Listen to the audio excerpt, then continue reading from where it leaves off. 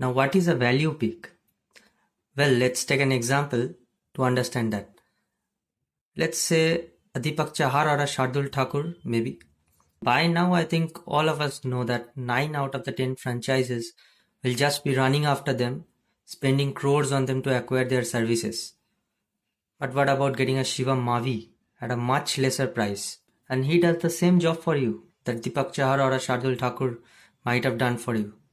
So yeah, that's my point. So it's basically getting a personnel whom you know can end up doing the same job for you as the more expensive would have done. And that's how the dynamics of an auction are actually.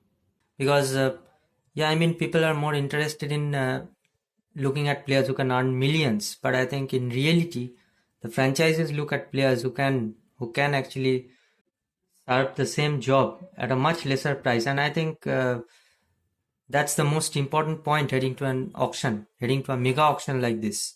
And that is exactly what I term as a value pick. So yeah, I am back to discuss about those 10 picks out of 590 who will actually go under the hammer, whom I feel can be the value picks in this year's mega auction. So before that, quickly subscribe the channel if you haven't yet. On that list, I have got my number 10 as SHIVAM MAVI. People will keep targeting Deepak Chahar and a Shardul Thakur. But what does they offer actually? They gives you 4 overs with the ball, probably 2 in the power play, 1 in the middle overs, and then 1 in the death over. And maybe a quick fire 20-30 odd runs towards the end of the innings. And that's what SHIVAM MAVI does exactly. The same thing.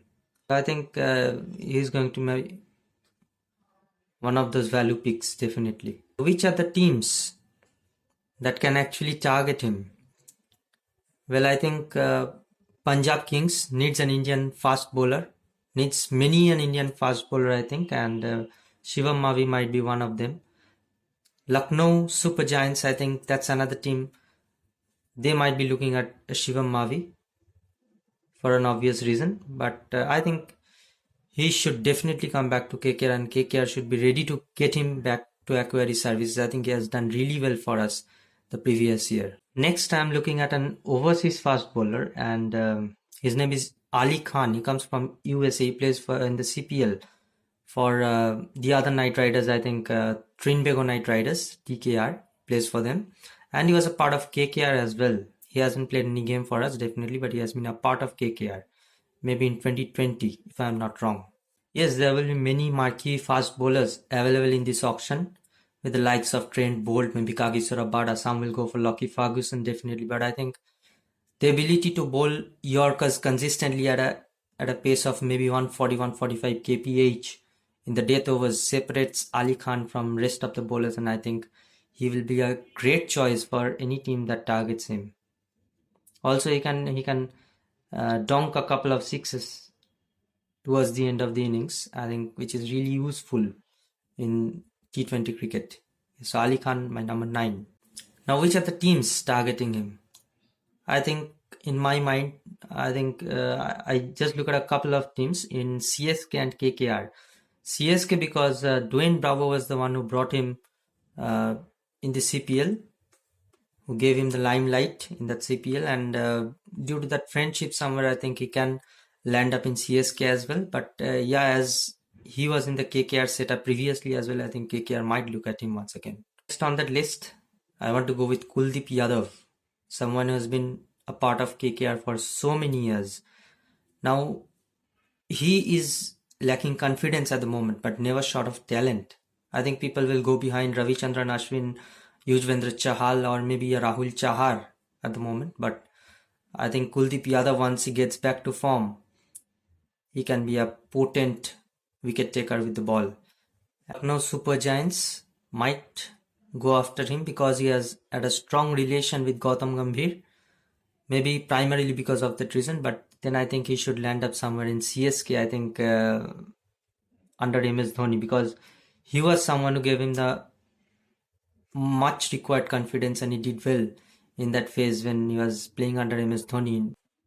Next, when I look at the overseas spin bowlers that are available in the market, I think I look forward to TANVEER SANGHA from Australia. He is someone who's done really well playing in the Big Bash League. And someone like a Ricky Ponting rates him very highly. Now he's a leg spinner by profession. He has taken more than 20 wickets, I think, in the BBL. And yes, definitely a few franchises will be looking forward to him to acquire his services in the IPL as well. And Ricky Ponting, of course, being the head coach of Delhi Capitals, I think surely will have an eye on him. Yeah, so I think Delhi Capitals is the team that might go after him. Next, I'm looking towards Rahul Tripathi. He was playing for KKR for the last couple of years. There are many marquee top order batsmen available in the auction. People will run after a Shikhar Dhawan or a Shreyas Iyer, but I think Rahul Tripathi performed really well as a fielder, as a batsman. The fact I like about him as a batsman is that he never wastes any ball. Just starts from the word go, and that is what you need in T20 cricket, that kind of intent. And I think he brings forward to that. So any team looking for a top order batsman might just go after him. But KKR, I think, should be ready to fetch his services even at 10 crores. I don't think he will be that much expensive, but even if he does that, I think KKR should be ready for it. Next on my list is Chris Lynn from Australia, known as the Bash brother in BBL. People will look forward to Fab du Plessis and David Warner, of course, but Chris Lynn is associated with those words, Lynn Sanity, then a Lynn Storm, I think, and so many of them used in the IPL. And I think they're used for a reason, for a definite reason. And yes, he has been a late starter every IPL, but then he finishes off with nearly 450-500 runs, which is enough, I think. And teams looking at him will be Mumbai Indians, Punjab Kings, who needs an opener. And I think Mumbai will definitely get him back once again. Next, when I look at the Indian wicket keepers, I think there's a rumor going around right now that you need to look for wicket keepers and you need to buy them looking at the future. But I think Dinesh Karthik brings wealth of experience. I don't think he will go that expensive in the auction. That's why he's a value pick for me. And once you get him, the rest is history. I think he has been in tremendous form in the Vijay Hazare Trophy as well. He has been one of the leading run scorers there, and I think he can definitely repay the faith back. And which are the teams that will be looking forward to him? Of course, teams that need finishers. And I think Sunrisers Hyderabad needs one. So is Punjab Kings. And so is KKR. But I think KKR will look forward to him, will take care of him, and will definitely try to get him back once again at a cheaper price. Next, when I look at the overseas wicket keepers, I think two names are circulating at the moment. One is Quinton de Kock from South Africa, the other is Johnny Bairstow from England. But I think none of us remember Matthew Wade. He has been the most consistent wicket keeper for the last couple of years. He has been consistently scoring runs and one of the finest wicket keepers in Australia and in the world, of course. Yeah, so I think Matthew Wade, I will go with Matthew Wade. And also what he has done against Pakistan in the semi-final in the T20 World Cup in 2021, I think has been fabulous with the bat. The way he finishes game, and he's someone who can bat at the top of the order and also in the middle order. So it's an added advantage of getting him as a wicketkeeper. And I think teams like Delhi Capitals, Punjab Kings, Sunrisers Hyderabad, even a KKR might look at him. But I think due to his strong bond with Ricky Ponting, I think Delhi Capitals will again look forward to a player like Matthew Wade. Next, I come to the all-rounders category, and I think that is the most important category in a T20 cricket, where a player can serve you with his batting, with his bowling, and with his fielding as well. Can do all the three aspects of the game in a very effective way.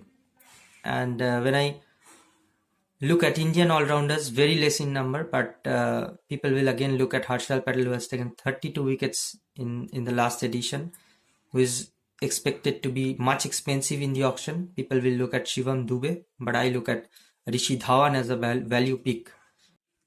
He has done so well for Himachal Pradesh this year. I think almost single-handedly won the title Vijay Hazare Trophy for them. He brings in leadership qualities along with that. So yes, he is definitely going to be a potential option, and he's never going to be that expensive because he's going to come late in the auction. That's an added advantage for any franchises that wants him. Now, which are the franchises that will actually look forward to him. I think there are a couple of them. I think Mumbai Indians, he had been with them previously. Punjab Kings had him a few years back, and KKR had him as well. I think I wanted KKR actually to go after him, and let's see. Now I want to finish this list off with an overseas all-rounder. I think people will still look at DJ Bravo, who is 39, I think, if I'm not wrong. People still rates him very highly. People will go behind the Mitchell Marsh, who has done really well in the T20 World Cup. People will look behind Pat Cummins, but I think as an all-rounder, but I think Chamika Karunaratne from Sri Lanka, he's a budding cricketer. He has done really well for Sri Lanka, and I think he is going to be a value pick for me, definitely. And I think teams like Mumbai, who has a Sri Lankan coach in Mahela Jayawardene, will definitely look forward to him. Even Sunrisers Hyderabad might look at welcoming him because they've got Puthaya Muralitharan as their coach. But I think I'm looking forward to Ahmedabad franchise actually bidding after him, because Hardik Pandya has a good relationship with him, and also they need a player who can bat at number 7, because they have got Hardik Pandya who can bat at number 6. They have got Rashid Khan who will do the job at number 8.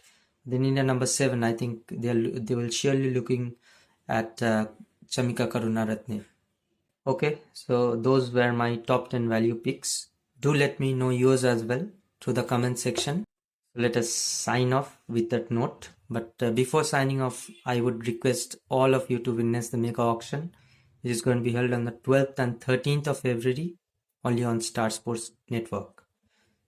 So yeah, thank you, and signing off until we meet again.